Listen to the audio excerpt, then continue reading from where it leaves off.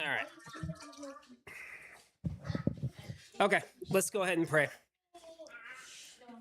Are you live? It should be. It's delayed, remember? There it goes. Yep. All right, let's pray. Almighty Yahweh, we praise you and thank you for this Sabbath day. We thank you for the blessing of it. Help us to commit. Help us to remember and to keep it set apart for you. May it bring glory and honor to your name. Thank you for the food you've provided for us today and the delicious food we got to gather together and eat. I pray that you would help us as we study your word, as we continue our look at Hebrews. Father, that we might better understand who you are and your plan for us, and that we might better understand how to be obedient to you and to stand strong in that obedience.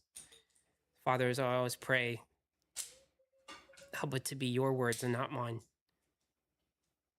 Frustrate my lesson where I need to change it. We ask this in the name of your son, Yeshua. Amen. All right, so we're still in Hebrews. Still going through the Hall of Faith. Big surprise. So, quick recap. Abel. He was faithful in being exactly obedient to Yahweh and his sacrifices. We talked about that his sacrifice was greater in amount than Cain's, meaning that he actually divided it correctly. So he was faithful even to the details. Enoch. Enoch was so faithful and so righteous that he was brought back into the garden to write all the words of Yahweh and mediate with the fallen angels. As Sirach calls him, he's a model of repentance. So he wasn't 100% perfect, but he was a model of repentance. Noah. Noah was faithful again in righteousness and obedience, similar to Enoch. I think it says he was the most perfect of his generation, I believe. But he was obedient to what he was told in building the ark. Abraham. Abraham was faithful in obedience to go and sojourn, and faithful through all his 10 tests, even faithful that Yahweh would protect or raise his son. Then we had Sarah. Sarah was faithful in the promise, and we looked last week afterwards that the he and the autos that's used is actually feminine, so it is talking about Sarah's faith, not the faith of Abraham. But so Sarah was faithful in the promise that Yahweh would give Abraham a son and through him a nation, and then faithful that the boy would come through her too, and that the promised seed would go down through Isaac. And we talked about that why she was faithful, and she said that Hagar and Ishmael had to go because Abraham had a blind spot. Doubled it up, sorry. Then we have Isaac. Isaac was faithful in passing down the blessing of the seed and standing by his words, even though it wasn't his original intention. Remember, one of the things we caught in the blessing of Jacob and Esau is that when Esau came, he said Jacob was blessed, and may he be blessed. He stood by what he said. He was faithful in what he did. And then last week, we had Jacob blessing Ephraim and Manasseh that Elijah talked about. And he was faithful in what Yahweh said and his will, and that he could bless others because of his faithfulness in Yahweh's words and will. So he blesses the sons of Joseph, grafting them into the 12 sons. So here's all the different faithfulness of these men that we've gone through. Now we have one more to talk about before we shift to Moses. One more before we finish out the book of Genesis. Today, we're going to talk about Joseph. So let's go ahead and keep everything in context because we're not going through Genesis technically. We're going through the book of Hebrews.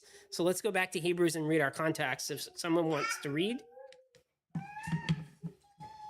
I'll read it. Therefore, do not throw away that confidence of yours, which has a great reward. You have need of endurance, so that when you have done the will of God, you may receive a promise. For yet in a very little while, he who is coming will come, and will not delay. But my righteous one shall live by faith, and if he shrinks back, my soul has no pleasure in him. But we are not of those who shrink back to destruction, but of those who have faith to the preserving of the soul. Now faith is the foundation of things hoped for, the reproof of things not seen. For by it the men of old bore witness. By faith we understand that history was framed by the word of God, so that what is seen did not happen from things which are visible. By faith, Abraham, when he was tested, offered up Isaac, and he who had received the promises was offering up his only son, to whom it was said, "In Isaac your seed shall be called." He considered that God is able to raise people even from the dead, from which, figuratively speaking, he also received him back. By faith, Isaac blessed Jacob and Esau, even regarding things to come. By faith, Jacob, as he was dying, blessed each of the sons of Joseph, and worshipped, leaning on the top of his staff. By faith, Joseph, when he was dying, made mention of the exodus of the sons of Israel, and gave commands concerning his wives. Why are some words all caps? Because in the LSB, just like the NASB, the LSB is the Legacy Standard Bible. I think that's what it is that we're using, which is based off the NASB. All caps means a quote. Sometimes. Well, they think it's a quote. Not sometimes. I think it's just words. But yes, so the leaning on the top of the leaning on the top of his staff is actually quoted from Genesis. And he's not worshiping. The word is worship, but the word is proskuneo. So he's literally bowing on the top of his staff. Prostrating. That's where we get that word from. But he's old, so he's using his staff. He's not like laying down on the ground. He's like, I can't do that. So I'm going to lean on my staff. All right. So thank you for the context. It was a good question. So we're going to look at verse 22. By faith, Joseph, when he was dying, made mention of the exodus of the sons of Israel and gave commands concerning his bones. Well, as we've done before, let's go ahead and look at this event of what actually happened, because we want to understand what he means by faith, Joseph did these things. So Genesis 50, 22 through 26 is the actual happening of this event. And Joseph settled in Egypt, and he and his brothers and all the household of his father. And Joseph lived 110 years. And Joseph saw the children of Ephraim up to the third generation. And the sons of Machir, the son of Manasseh, were born upon the thighs of Joseph. So that would be great-grandchildren he had on his knee. And Joseph's, the word born there is the one with the E, so it's not like they were born, like he held them, carried them, buried them. And Joseph spoke to his brothers, saying, I am dying, but God will visit you with a visitation and will lead you up from this land into the land that God swore to our fathers and to Abraham and to Isaac and to Jacob. And Joseph made the sons of Israel swear, saying, at the visitation which God will visit you, then you will carry my bones up there with you. And Joseph died at 110 years, and they buried him and placed him in the coffin in Egypt. So here's the event that happened during, that it's referring to in Hebrews. So when Joseph was dying, he made mention of the Exodus. Why would he ask his bones to be taken up after the Exodus?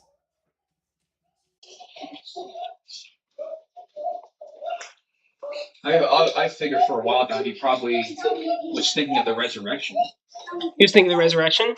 That's what I thought, inferred. I can't confirm that anywhere, but that's Okay. what I thought. I can't answer because I know. Yeah.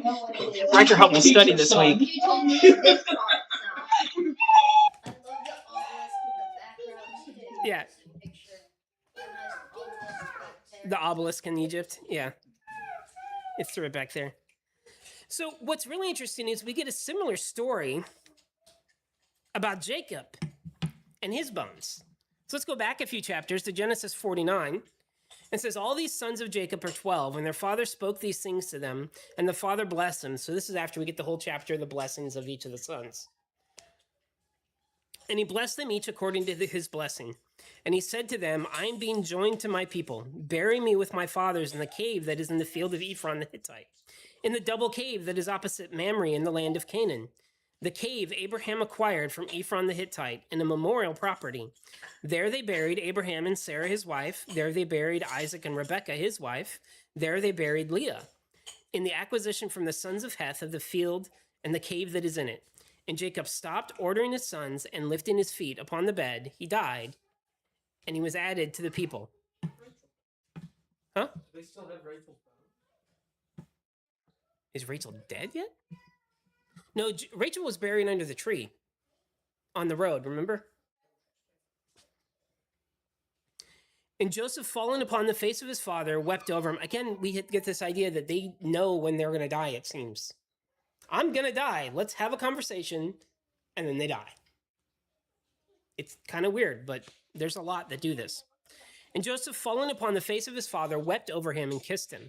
And Joseph commanded his servants, the embalmers, to prepare his father for burial. And the embalmers prepared Israel for burial. And he fulfilled them 40 days. Nope. And he fulfilled for them 40 days, for so the days of the burial are accomplished. And Egypt mourned for him for 70 days. When the days of mourning passed, Joseph spoke to the princes of Pharaoh, saying, if I have found favor before you, speak about me into the ears of Pharaoh, saying, my father bound me by an oath, saying, in memorial that I dug for myself in the land of Canaan, there you will bury me. Now then, I will go up and bury my father, and we will depart. And Pharaoh said, no, you cannot go. No, that's not what he said. He said, go and bury your father, just as he made you swear. And Joseph went up to bury his father, and the servants of Pharaoh, and the elders of his house, and all the elders of the land of Egypt went up with him, and the entire household of Joseph, and his brothers, and all his paternal house. And they left his kindred, and their sheep, and their cattle in the land of Goshen. And chariots and horsemen went up with him. And the company was very great. And they arrived at the threshing floor of Atad, which is beyond the Jordan. And they mourned him with a very much great and strong lamentation. And he did the mourning for his father for 7 days. And the inhabitants of the land of Canaan saw the mourning on the threshing floor of Atad, and said, this is a great mourning for the Egyptians. Because of this, the name was called the mourning of Egypt, which is beyond the Jordan. And his sons did for him thus, and they buried him there. And his sons took him up to the land of Canaan, and buried him in the double cave, the cave Abraham acquired from Ephron the Hittite, and the acquisition of a memorial opposite Mamre. And Joseph returned to Egypt, he and his brothers, and all those who went to bury his father. So he's got a similar request here, saying he's going to bury his bones in the body in the same cave as Abraham and Isaac and Rebekah and Sarah. But look at what happens here. They make a huge procession. Look at all the people that go. You got the servants of Pharaoh. You got the elders of his house, the elders of the land of Egypt, the entire household of Joseph, his brothers, so all of Jacob's sons, and all his paternal house, so all of Jacob's house. They all go up. So Jacob dies, and Joseph asks for this grand procession, and Pharaoh, who loves Joseph so much, grants it. He doesn't ask for a grand procession, though. He asks for him to go up, and then Pharaoh's like, okay, and sends his servants. Like, Pharaoh's the one who made this a ginormous thing for someone he barely knew. Well, that's well, he did know him. 17 more years, right? And he lived there 17 years. And remember, Jacob got introduced to Pharaoh, and Pharaoh gave him a bunch of stuff and told him, like, Pharaoh's a pretty good guy at this point, it seems like, in the text. Yeah, this is before Egypt went like haywire. Yeah. Before the battle with the Assyrians. This is not the crazy Egypt. This seems to be a little more mellow Egypt. And you're right, he didn't ask for a grand procession, sorry, but they ended up with this grand procession. So if Pharaoh loved Joseph so much, why didn't he do the same or even more for Joseph's bones when he was dead? Does that make sense? Why didn't Joseph say, at the visitation which God will visit you, then you will carry my bones up there with you?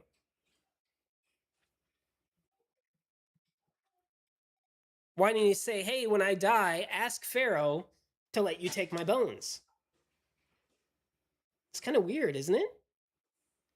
Look at what happened when Jacob died. This whole big grand procession, so much so Canaan noticed and goes, whoa, that's a big deal. Let's go to Jubilees. Let's go to the same event in Jubilees. Jubilees 46. And Joseph died being 110 years old. 17 years he lived in the land of Canaan. And 10 years he was a servant, and 3 years in a prison. And 80 years he was under the king, ruling all the land of Egypt. And he died, and all his brethren, and all that generation.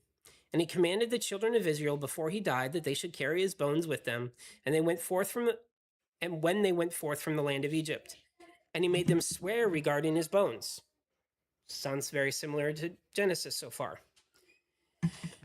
Regarding his bones, which he knew that the Egyptians would not again bring forth and bury him in the land of Canaan.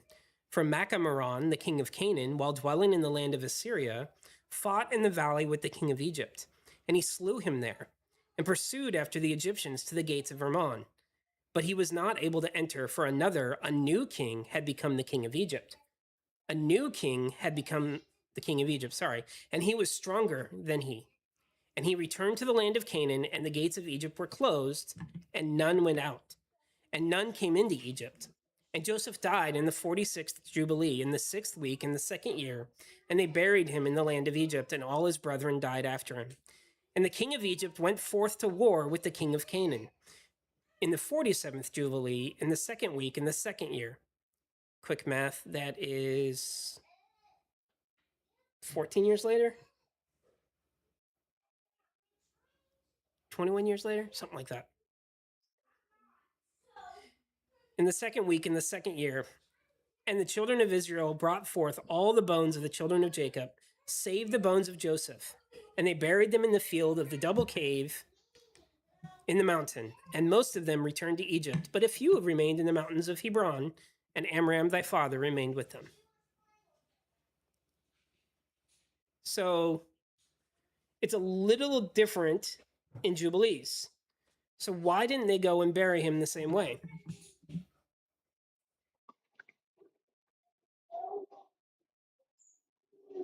Why didn't they go and bury Jacob the same way?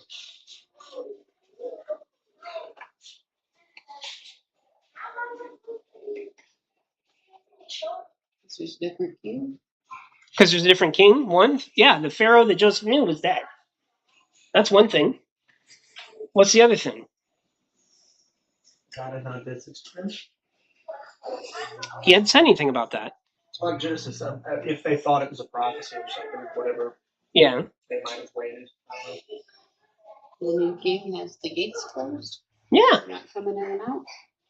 He locked it up. There was a war. You can't go to the land of Canaan. They're in war with them. So, but what about his brothers? Notice all his brothers went up. In the 2nd week, in the 2nd year, and the children of Israel brought forth all the bones of the children of Jacob, save the bones of Joseph. So it was closed when Jacob died, and then they went out to war. And while they went out to war, Jacob's other sons, or Jacob's generations, took Jacob's sons' bones and took them up, kind of sneaking out while there was a war. So now we have a reason why they didn't have the whole procession for Joseph. But they did sneak out and take all his brothers' bones back during the war. But it says, when Joseph was dying, he claimed, take my bones when you go from this land. Is it this one? Yeah. Oh, I highlighted things there. See, they took all the bones except for the bones of Joseph. Okay. So it says, when he was dying, he claimed, take my bones so you go from this land. But why would he say that? Why did he not get taken? We actually have this same moment from the Testaments of the 12 Patriarchs. Remember, I said a lot of times it seems like they know when they're going to die, and they get everybody together and they're going to say something. That's the Testaments of the Patriarchs. It's all 12 of the sons, their own writings of what they said to their generations when they died, right before they died. Almost all of the books, not all of them, but almost all of them, literally, obviously they didn't write it because they died. But literally in the writing that was told, they curled up and died at the end of the writing. Every single one of them. Almost every one of them. So it says when Joseph was dying, he claimed, take my bones when you go from this land. So let's look at what it says in the Testament of Joseph when he was dying. Testament of Joseph 20. For I know that after my death, the Egyptians will afflict you. But God will avenge you, and he will bring you into that which he promised to your fathers. But you shall carry up my bones with you.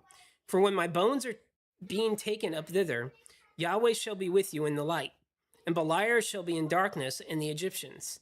And carry ye up Asenath your mother to the hippodrome, and near Rachel your mother bury her. So what details do we get added here? Hippodrome, I think I read that in Genesis. I think that's close to Bethel. It's Bethlehem. Yeah. Which is where Rachel's buried. Satan, right? Beliar is Satan in Testaments, yes. There's so many different names for them. Well, that comes up even in the Masoretic text, but they just don't usually translate it as Belial. Beliar, yeah. But it's in the underlying language. Belial. Yeah. Yeah. But what do we learn? We learn after his death, the Egyptians will afflict them. That's what Joseph says before he dies. After I die, it's going to get worse. We learn Yahweh will avenge them. We learn that he will bring them into the land. And then we even get a reference to the plagues. Notice the darkness with the Egyptians, or did I get that part? Nope. Notice the darkness with the Egyptians and the light with Yahweh. That's when Yahweh let loose Satan's powers to kill all the firstborn and everything. With the Passover, yeah. And Beliar shall be in the darkness. Yep.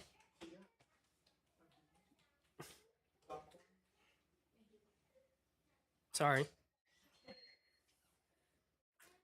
So we get more details, but we still don't know why they didn't take his bones. Why didn't they take Joseph's bones with them? It's actually in Simeon's testament we get a little more details. So this is the testament of Simeon when he's dying. And when Simeon had made an end to commanding his sons, he slept with his fathers. See, again, he says something and then he dies. He slept with his fathers, and being 120 years old, and they laid him in a wooden coffin, and taking up his bones to Hebron, they took him up secretly during the war of the Egyptians. For the bones of Joseph the Egyptians guarded in the tombs of the kings. For the sorcerers told them that on the departure of the bones of Joseph, there should be throughout all the land darkness and gloom, and an exceeding great plague to the Egyptians, so that even with a lamp a man should not recognize his brother. Interesting.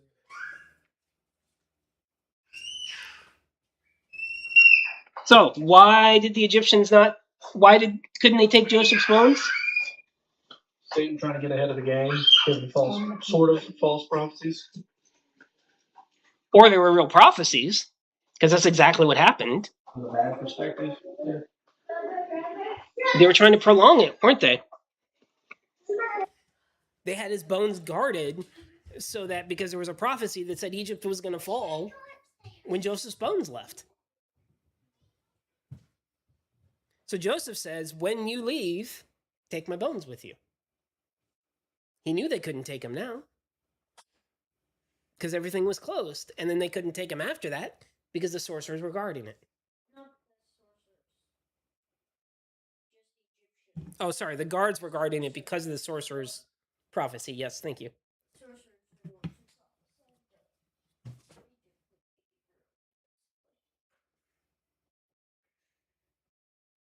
Seems like the sorcerers took that info seriously from Jacob about there would be darkness in Egypt after his death. So, why would Joseph say these things in faith, though? So we know more details of when he was dying. He made mention of the Exodus. We saw that they were going to leave and they were going to be rescued. He mentioned that. And he gave commands concerning his bones. So we know that's true. But then why would Joseph say that he did this? Why would it say that Joseph did this in faith? So Joseph knew that Israel would be afflicted by Egypt. Joseph knew Egypt would be known by darkness. Joseph knew Yahweh would rescue them from Egypt, and Israel would leave Egypt back to the promised land. He knew all these things. But how did he know? Maybe He'd heard it before. Genesis 15. And it was said to Abram, knowing you will know that your offspring will be foreign in a land not its own, and they will afflict it, and they will enslave them, and will humble them for 400 years. I will judge the nation that they serve. After these things, they will come out of there with much baggage, and you will depart to your ancestors with peace. After growing to a good old age, the fourth generation, they will be brought back here, for the sins of the Amorites have not become enough. These are some great pictures of Egypt. You've got the obelisks, the 10-foot tall statues of the gods, and everything. I'm glad you like the pictures. So Yahweh tells Abraham in Genesis, 400 years, fourth generation, they'll be afflicted, they'll return to the land. We get this in Jubilees as well. And it came to pass, when the sun had set, the ecstasy fell upon Abram, and lo, a horror of great darkness fell upon him. And it was said unto Abram, know of a surety that thy seed will be a stranger in the land that is not theirs, and they shall bring them into bondage, and afflict them 400 years. And the nation also to whom they will be in bondage will I judge, and after they shall come forth thence with much substance. So Jubilees tells us the same thing about Abram, pretty much the exact same thing. We also get Jacob, Israel. Israel, in Genesis 46, Israel, he and all his things departed and came upon the well of the oath there. This is when Jacob knows Joseph is alive, and they want to go back down to Egypt, and Jacob's scared. He says, I don't think I'm supposed to go to Egypt. And the father visits him. I believe it's on Shavuot. It's on one of the feast days. The father visits him. And he says, Israel, he and all his things departed and came upon the well of the oath, and there offered a sacrifice to God of his father, Isaac. God spoke to Israel in a vision that night, saying, Jacob, Jacob, he said, what is it? He said, I am the God of your fathers. Do not be afraid to go down into Egypt, for I will make you into a great nation there, and I will go down with you to Egypt, and I will guide you up in the end, and Joseph will lay his hands upon your eyes. And he blessed them on that day, saying, by you Israel will be blessed, as people are saying, may God make you like... I'm skipping ahead, sorry. Yeah, I think this is where he does the new grain. So yeah, this is So Jacob is unsure about going down to Egypt. Yahweh encourages him that he will be a great nation, and he will bring them back up. So Yahweh tells Jacob, they're going to go down, they're going to be afflicted in bondage, they're going to come back. Jacob then tells Joseph, and he blessed them on that day, saying, by you Israel will be blessed, as people are saying, may God make you like Ephraim and like Manasseh. And he placed Ephraim before Manasseh. Israel said to Joseph, look, I am dying, and God will be with you and bring you back into the land of your fathers. I am giving you Shechem as a special honor beyond your brothers, which I took from the hand of the Amorites with my sword and bow. So Yahweh says, I will bring you back into the land of the fathers. Joseph has heard this passed down. Joseph has heard this passed down from Abraham to Jacob and now to him. He was likely told of what Yahweh said to Abraham. He was likely told of what Yahweh said to Jacob. And Jacob himself said, this is what's going to happen. Assuming they didn't write it down. So he's heard this passed down. Could he have learned it anywhere else? Remember, we talked about that they had the writings of Enoch and Noah. We've talked about this early on with Abraham, that he had the writings. Look at the book of Enoch. In the book of Enoch, there is a passage called the parable of the animals.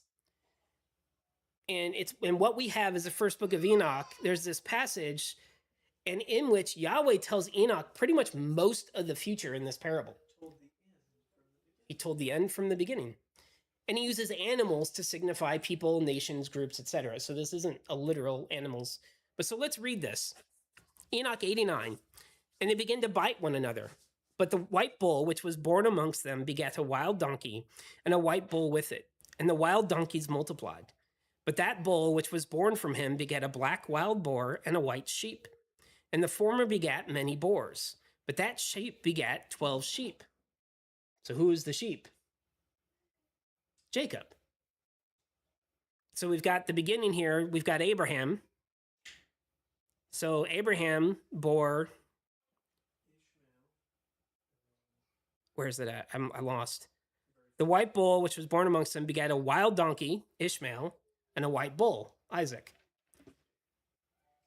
And the wild donkeys multiplied. It talked about how great a nation Ishmael became.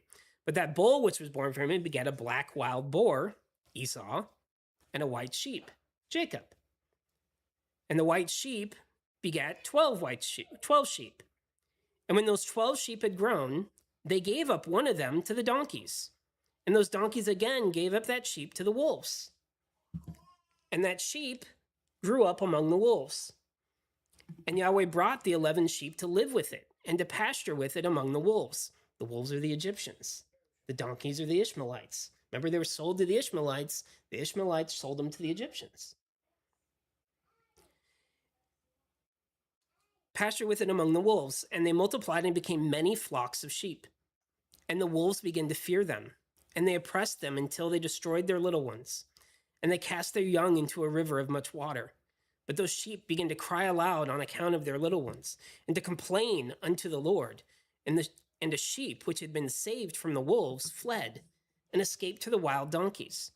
And I saw the sheep, how they lamented and cried, and besought their Lord with all their might, till that Lord of the sheep descended at the voice of the sheep from a lofty abode, and he came to them and pastured them. And he called that sheep which had escaped the wolves, and spake with it concerning the wolves, that it should admonish them not to touch the sheep. And the sheep went to the wolves according to the word of the Lord. And another sheep met it, and went with it. And the two went and entered together into the assembly of those wolves, and spake with them, and admonished them to not touch the sheep from henceforth. And thereupon I saw the wolves, and how they oppressed the sheep exceedingly with all their power, and the sheep cried aloud.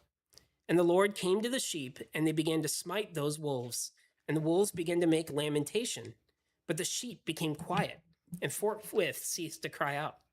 And I saw the sheep till they departed from amongst the wolves. But the eyes of the wolves were blinded. And those wolves departed in pursuit of the sheep with all their power. And the Lord of the sheep went with them, and as their leader, and all his sheep followed him. And his face was dazzling and glorious and terrible to behold. But the wolves began to pursue those sheep till they reached a sea of water, and that sea was divided. And the water stood on the side of that before their face, and their Lord led them and placed himself between them and the wolves. And as those wolves did not yet see the sheep, they proceeded into the midst of that sea. And the wolves followed the sheep, and those wolves ran after them into the sea. And when they saw the Lord of the sheep, they turned to flee before his face. But the sea gathered itself together and became as it had been created, and the water swelled and rose till it covered those wolves. And I saw till all the wolves who pursued those sheep perished and were drowned.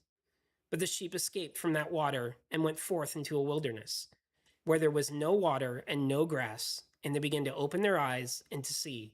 And I saw the Lord of the sheep pasturing them and giving to them water and grass, and that sheep going and leading them, and that sheep ascended to the summit of the lofty rock, and the Lord of the sheep sent it to them.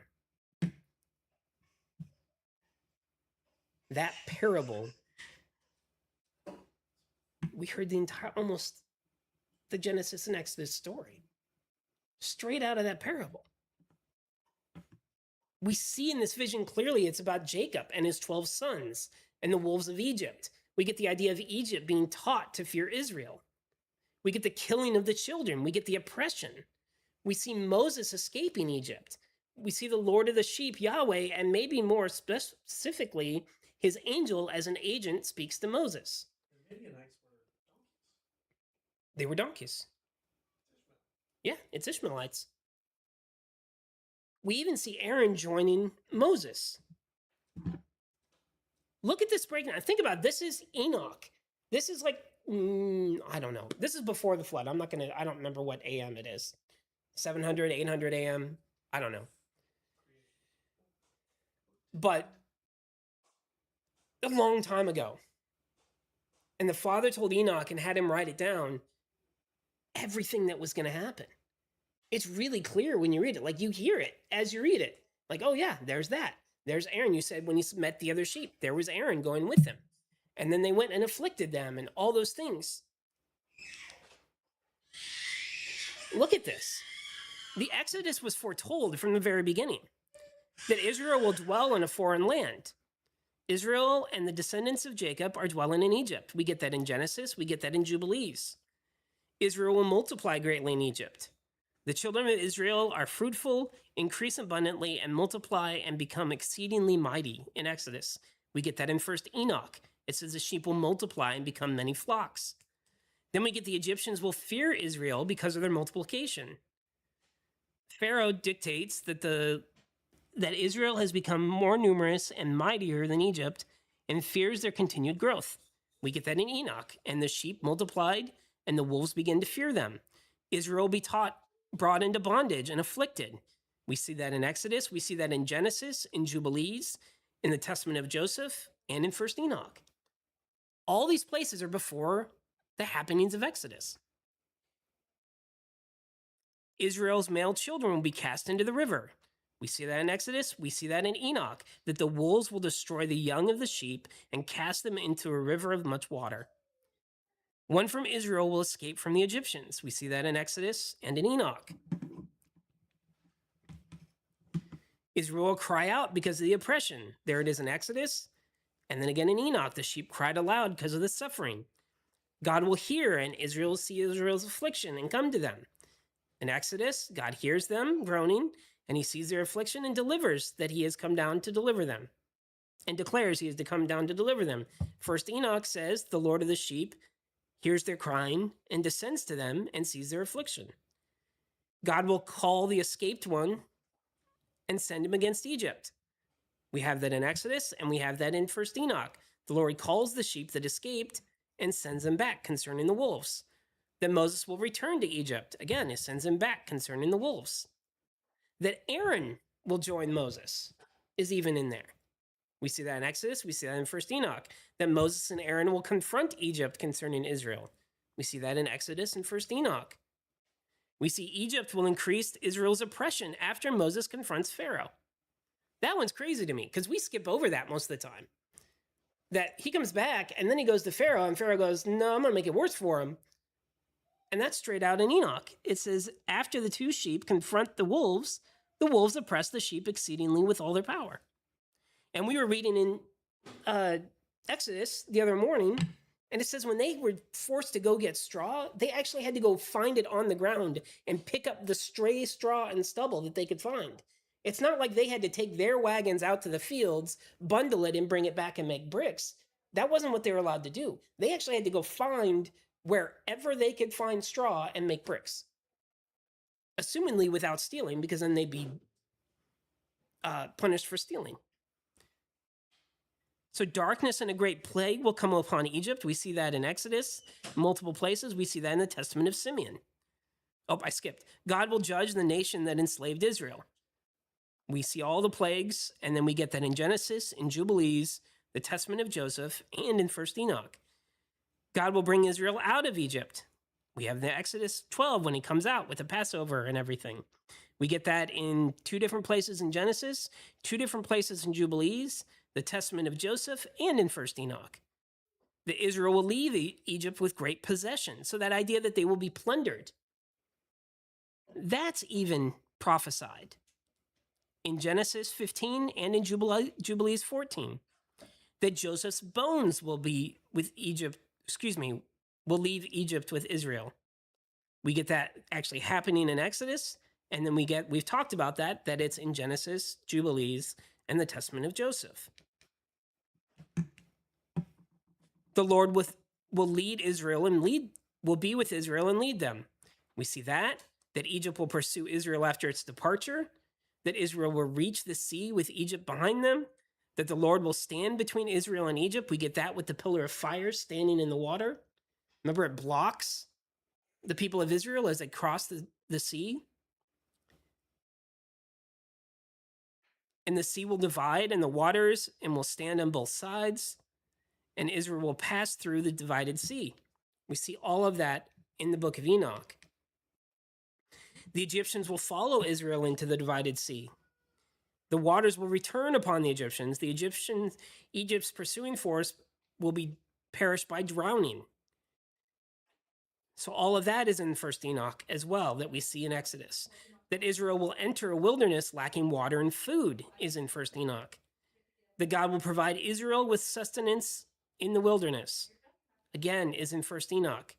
The manna and the water and all of that, it says that the Lord of the sheep pastors them and gives them water and grass. And that Moses will ascend the mountain of God. The leader of the sheep ascends the summit of the lofty rock and later ascends it again. That's all in First Enoch and in the Testament of Joseph, and some in Jubilees and some in Genesis. So we have, this brings us back full circle to the idea of Hebrews 11:3.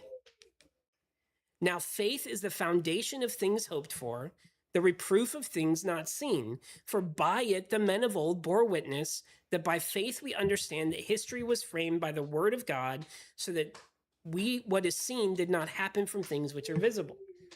This idea that it's a faith in the timeline of the Father. Yeah, I read that a lot with my Fear of Yahweh is where you're supposed to, literally faith is English trust, but it's you're trusting that the Father literally says, here's the proof that I am the only God, is that I told you from the beginning. Right. These are the things I laid out. Show me another God that can tell you the things before they happen. Were you not there when I told you? Things like that. Right. So this is the idea that Joseph knew what he had read and had come true. He knew that the people before him and how Yahweh fulfilled the promises. And Joseph knew Yahweh would continue to fulfill what he said. This is why he and Isaac, remember, by faith, Isaac blessed Jacob and Esau, even regarding the things to come. He knew the seed was going to be passed down. He knew that they were going to be brought into the land again. This is why by faith, Jacob, as he was dying, blessed each one of his sons of Joseph and worshipped, leaning on the top of his staff. Again, Isaac, this is why they're in the Hall of Faith, because they're faithfully stating what will happen, because Yahweh said it will happen. This is what Joseph said. By faith, Joseph, when he was dying, stated these things. Why was it done in faith? Because he had been told it before. And in faithfulness, he knew the Father would bring about what he had said, that he would fulfill what was told. So, if all this is true, then we can have the same faith in what Yahweh has said. That's the whole point of the Hebrews 11. That all of these things that we saw happen, that we saw come true, that we saw their faithfulness and how it endured, and we saw their faithfulness and how it brought about the promises and how it fulfilled the promises, and all these things that happened, now we can have faith in what we read. So what can we have faith in that will occur? 1 Corinthians 15. So also with the resurrection of the dead, it is sown a corruptible body, it is raised an incorruptible body.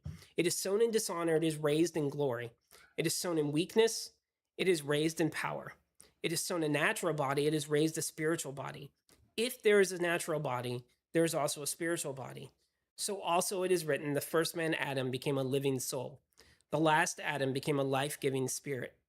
However, the spiritual is not first, but the natural, then the spiritual. The first man is from the earthy. The second man is from heaven. And as is the earthy, so also are those who are earthy. And as is the heavenly, so also are those who are heavenly. And just as we have borne the image of the earthy, we will also bear the image of the heavenly. Now I say this, brothers, that flesh and blood cannot inherit the kingdom of God, nor does the corruptible inherit the incorruptible. Behold, I tell you a mystery. We will not all sleep, but we will all be changed.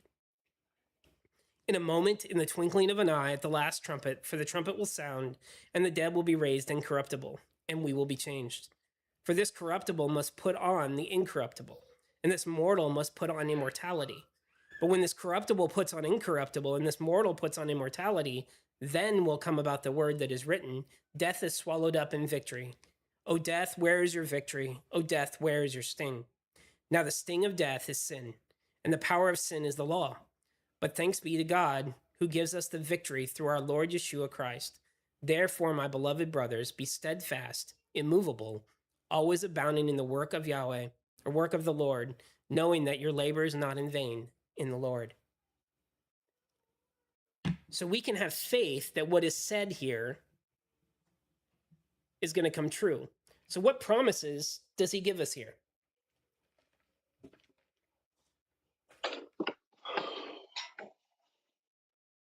Resurrection's the big one. Resurrection?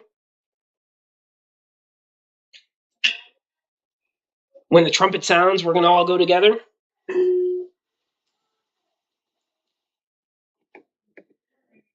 But at the end, we have an admonishment or a charge. What is it? You have to be steadfast in your faith and obedience to get to that end. Yeah, it says at the end, it says to be steadfast, immovable, always abounding in the work of the Lord. What does that mean? It means doing what he did. It means obeying his ways. How about Revelation? Revelation 21, then I saw a new heaven and a new earth, for the first heaven and the first earth passed away. There's no longer any sea. And I saw the holy city, New Jerusalem, coming down out of heaven from God, made ready as a bride adorned for her husband. And I heard a loud voice from the throne saying, Behold, the tabernacle of God is among men, and he will dwell among them, and they shall be his people, and God himself will be among them. And he will wipe away every tear from their eyes, and there will no longer be any death, there will no longer be any mourning, or crying, or pain. The first things passed away. And he who sits on the throne said, Behold, I am making all things new. And he said, Write, for these words are faithful and true. Then he said to me, They are done. I am the Alpha and Omega, the beginning and the end. I will give to the one who thirsts from the spring of the water of life without cost. He who overcomes will inherit these things, and I will be his God, and he will be my son.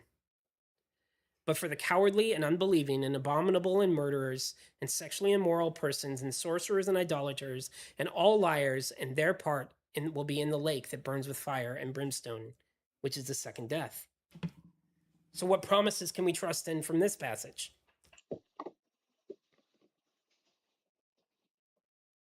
All the rest. He's quoting all the other verses. It doesn't say God and they will be my people. He will be my son. That's Jubilee says son typically. They're all sons.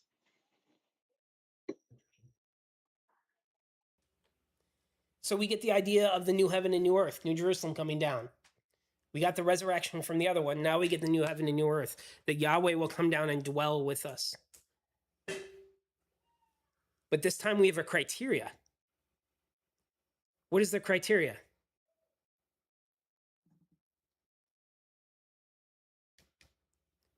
It says, to he who overcomes these things, he who overcomes will inherit these things.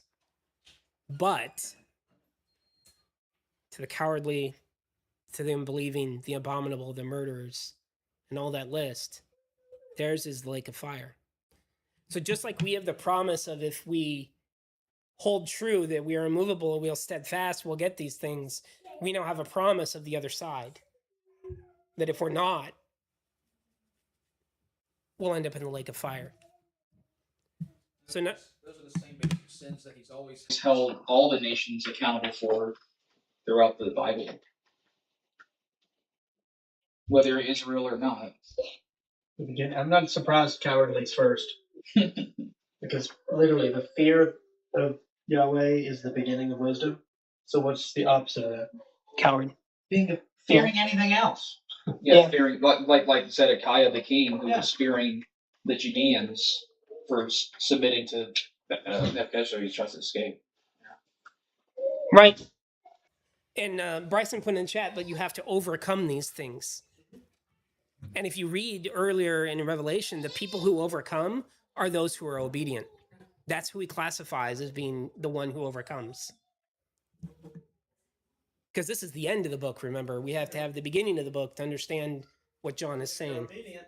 All these are things he said not to do. But let's look at some other passages. So there's just some common ones in the canon. We looked at Enoch earlier and we found so much information in it. Let's look at Enoch 62. From the beginning, the Son of Man was hidden, and the Most High preserved him in the presence of his might, and revealed him to the elect. And the congregation of the elect and holy shall be sown, and the elect shall stand before him on that day.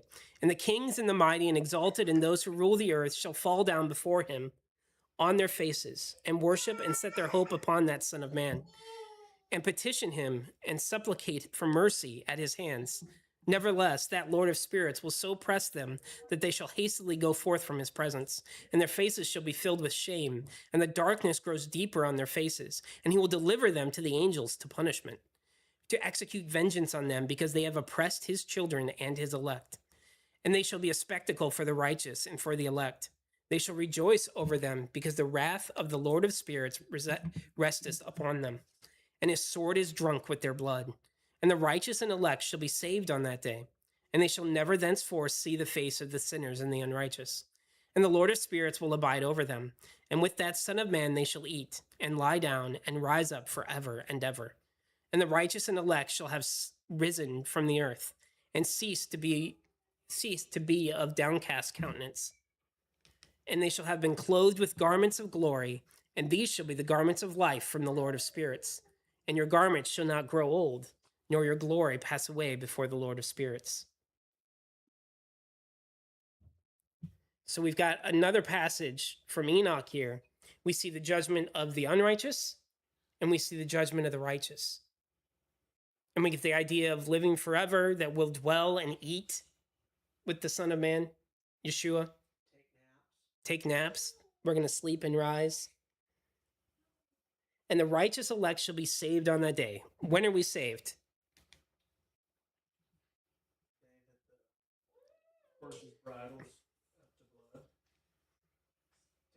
Right, it's the day of the Lord. So are we saved now? No. We'll be saved on that day. How about Enoch 45? Then will I cause mine elect one to dwell among them, and I will transform the heaven, and will make it an eternal blessing in light. And I will transform the earth and make it a blessing, and I will cause mine elect ones to dwell upon it. But the sinners and evildoers shall not set foot thereon. For I have provided and satisfied with peace my righteous ones, and have caused them to dwell. So the promises here is that we're going to be on the earth. We're not going to go up to heaven. We're going to be on the earth.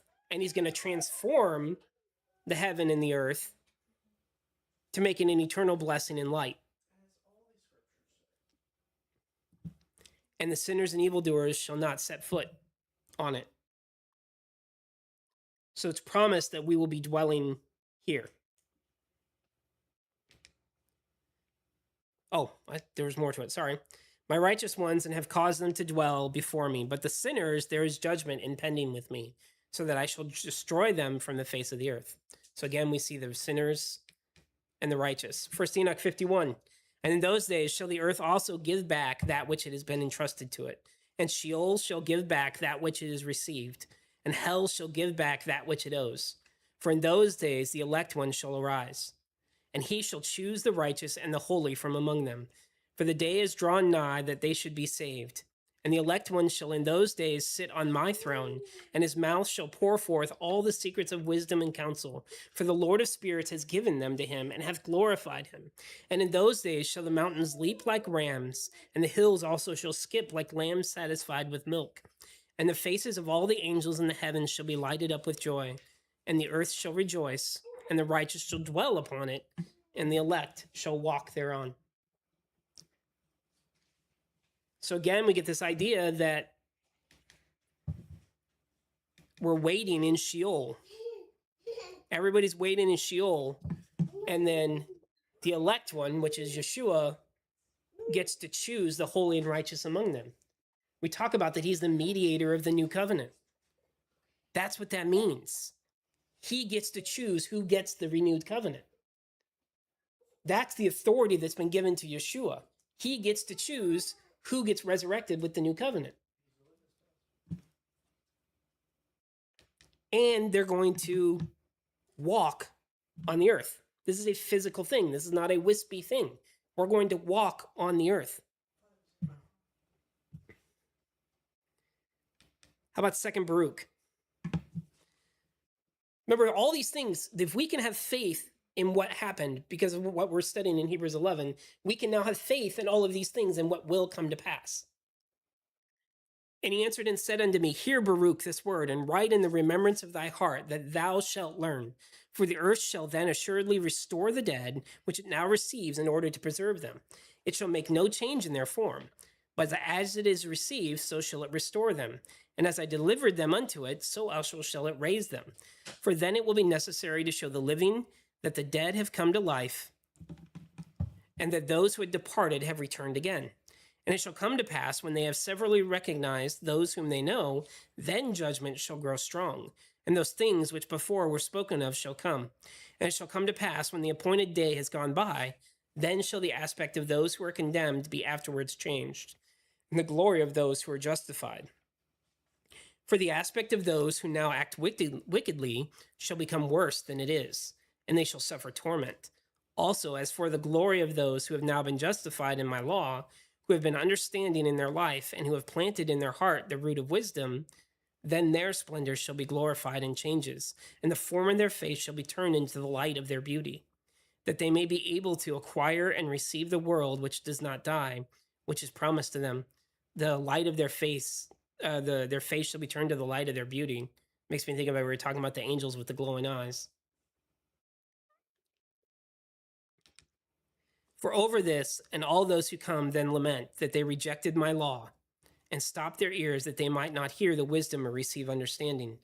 When therefore they see those over whom they are now exalted, but who shall then be exalted and glorified more than they shall respectively be transformed, the latter into the splendor of angels, and the former shall yet more waste away in wonder at the visions and in the beholding of the forms. For they shall first behold and afterwards depart to be tormented. But those who have been saved by their works, and to whom the law has now been a hope, an understanding and expectation, a wisdom, a confidence, shall wonders appear in their time. For they shall behold the world which is now invisible to them, and they shall behold the time which is now hidden from them. And the time shall no longer age them, for in the heights of the world they shall dwell, and they shall be made like unto the angels. And he made them equal to the stars, and they shall be changed into every form they desire, from beauty into loveliness, and from light into the splendor of glory. For there shall be spread before them the extents of paradise, and there shall be shown to them the beauty of the majesty of the living creatures which are beneath the throne, and all the armies of the angels who are now held fast by my word, lest they should appear, and are held fast by a command, that they may stand in their places till their advent comes. Moreover, there shall then be excellency in the righteous, surpassing in the angels. For the first shall receive the last, those who were expecting, and the last, those of whom they used to hear that they passed away.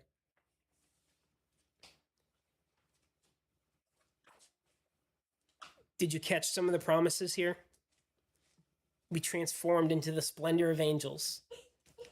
That those who see the first resurrection, who are unrighteous, are going to be in even more torment because they know their time is coming soon. Oh, we weren't saved by works. And that it says, but those who have been saved by their works, and to whom the law has now been a hope. It's pretty clear.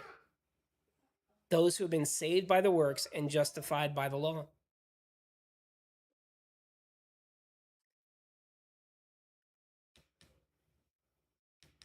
Testament of Levi. So we get all these promises of what's going to happen. This is what we get to look forward to. In the Testament of Levi, it says, and in his priesthood the Gentiles shall be multiplied in knowledge upon the earth, and enlightened through the grace of Yahweh. In his priesthood shall sin come to an end, and the lawless shall cease to do evil, and the just shall rest in him, and he shall open the gates of paradise, and shall remove the threatening sword against Adam. And he shall give to the saints to eat from the tree of life, and the spirit of holiness shall be on them, and Beliars shall be bound by him. And he shall give power to his children to tread upon evil spirits. And Yahweh shall rejoice in his children, and be well pleased in the beloved ones forever. Then shall Abraham and Isaac and Jacob exult, and I will be glad, and all the saints shall clothe themselves with joy.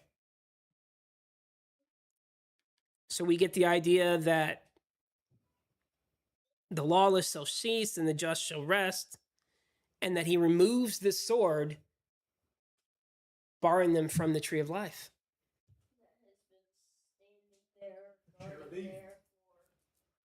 Thousands of years. Yeah.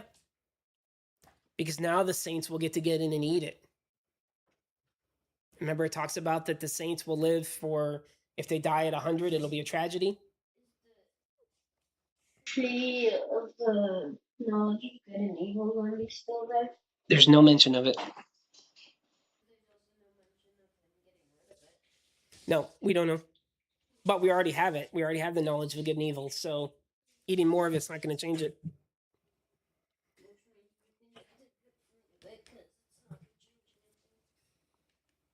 Testament of Judah. And after these things I shall... Oh, the other thing at the end, it says that then shall Abraham and Isaac and Jacob exult. Remember we talked about Abraham and Isaac and Jacob? That they didn't receive the promises. Look at Testament of Judah. And after these things shall Abraham and Isaac and Jacob arise unto life. And I and my brethren shall be chiefs of the tribes of Israel. Levi first, I the second, Joseph third, Benjamin fourth, Simeon fifth, Issachar sixth, and so all in order. And Yahweh blessed Levi with the angel of the presence, and me the powers of glory, Simeon the heaven, Reuben the earth, Issachar the sea, Zebulun the mountains, Joseph the tabernacle, and Benjamin the luminaries, and Dan Eden, Naphtali the sun, and Gad the moon, Asher. Am I backwards on those?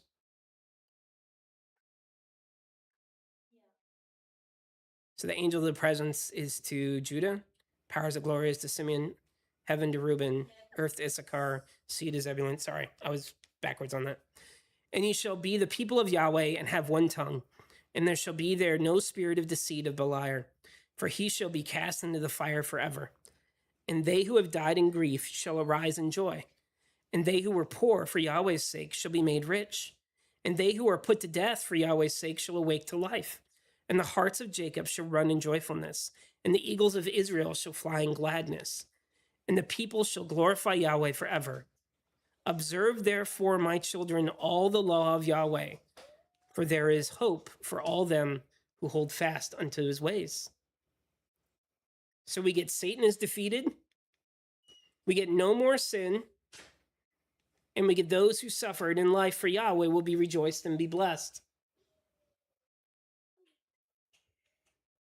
And then we get the end that it talks about, observe therefore, my children, all the law of Yahweh. For there is a hope for those who all hold fast to his ways. That means if we don't hold fast to his law, we have no hope. That's what it says. And these are the promises we trust. And this all culminates back into Hebrews 11:13. All these died in faith without receiving the promises. But having seen them and welcomed them from a distance, and having confessed that they were strangers and exiles on the earth, but now they aspire to a better country, that is, a heavenly one. Therefore, God is not ashamed to be called God, their God, and he prepared a city for them. Now, I know this passage is probably not directly talking about all of these, but we can look back at it and use it in the same way. Remember, this is our proof of them bearing witness that not only that it can be done, but how to have enduring faith. Because they all died in faith.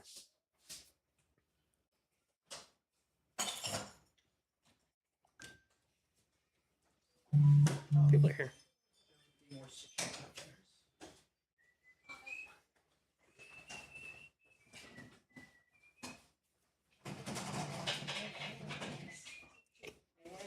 Hey.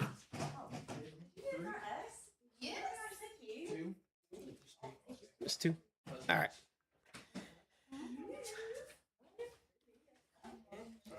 No, you're good.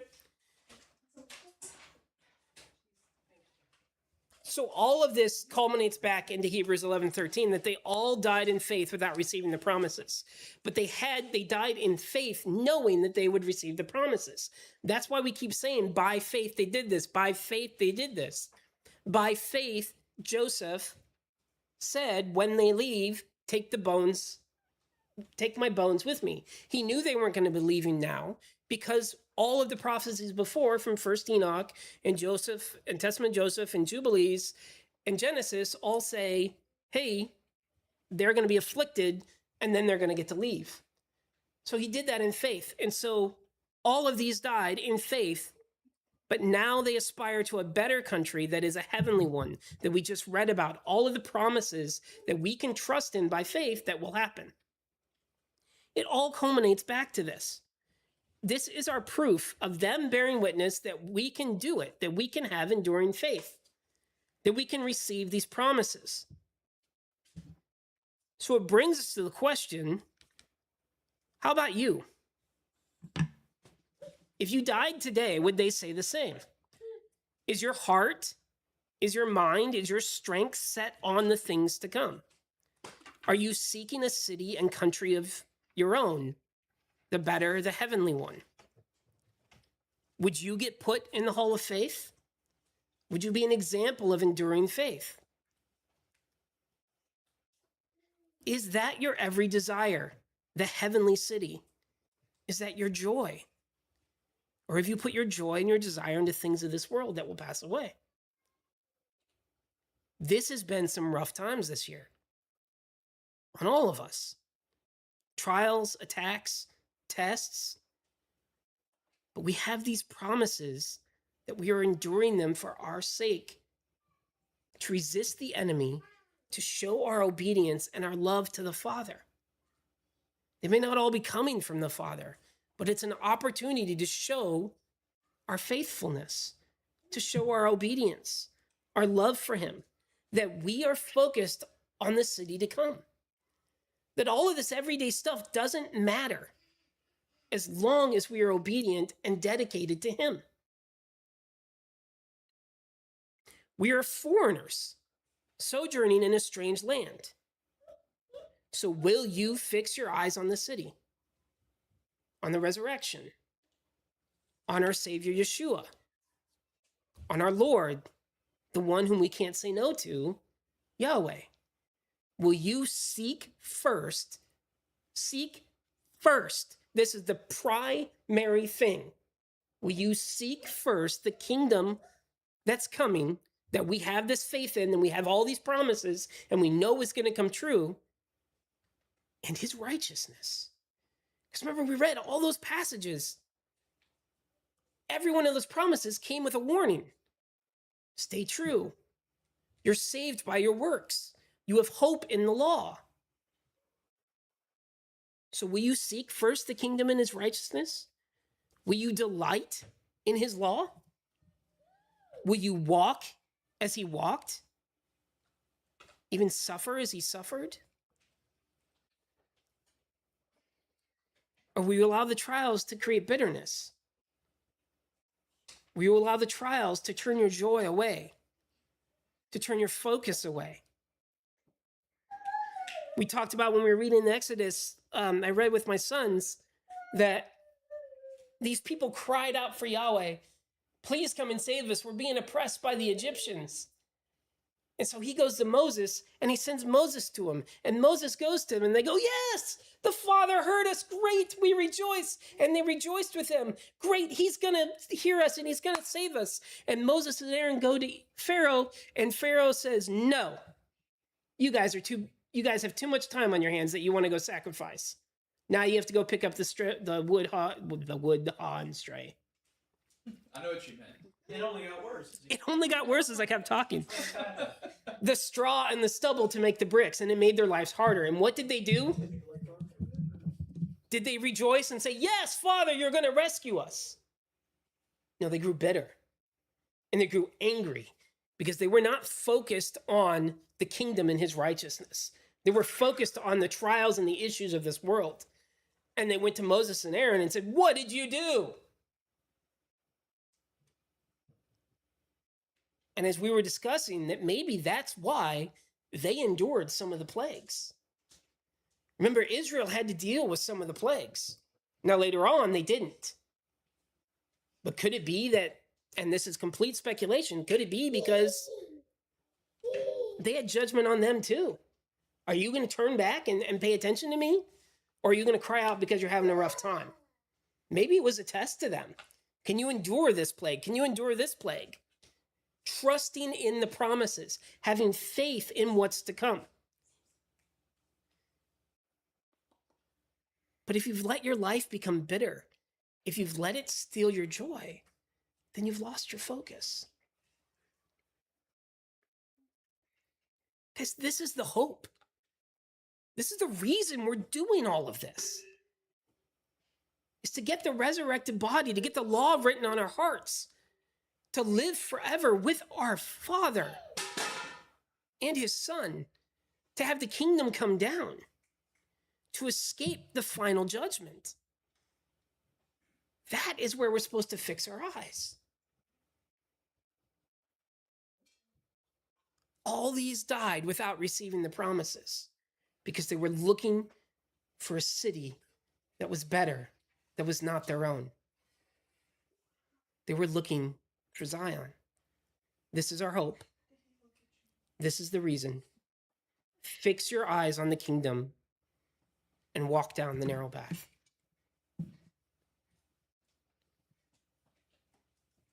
Do you have any more comments?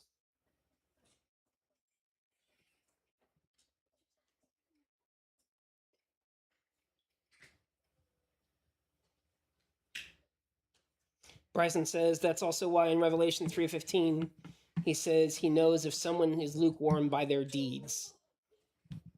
And sounds like Paul in Romans 2. I'm not sure which part he was referring to in that one. But yeah, all of these promises were given with the idea that we must endure, we must do his law, that indeed we are saved by our works. We are not saved, we are saved because of our works. Not that our works can save us alone. We need Yeshua. But without our works, he's not going to choose us. Just like we read in, was it Baruch, that said that he was the one given the right to choose who he chose was righteous from Sheol and raised. He is the mediator of the new covenant. But he's not going to mediate you if you're not doing the works of the Father. We are justified by our works. We are justified by his law. So that's the encouragement as we finish out this section of Hebrews 11 and we move into Moses. Stay focused on the city. Nothing else matters. Nothing else matters. Stay focused on the promise that the Father gives, the reward that he says is coming. Be obedient to him and endure. And when the trials and tests come, be obedient to him and delight in his law and find joy in him. Any last thoughts?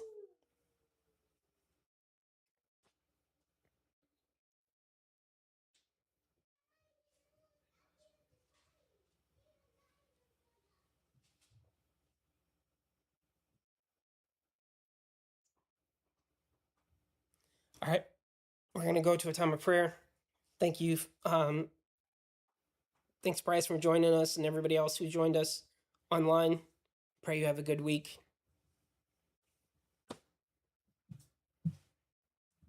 If you have any prayer requests, please let us know in the chat and we'll make sure and pray for them.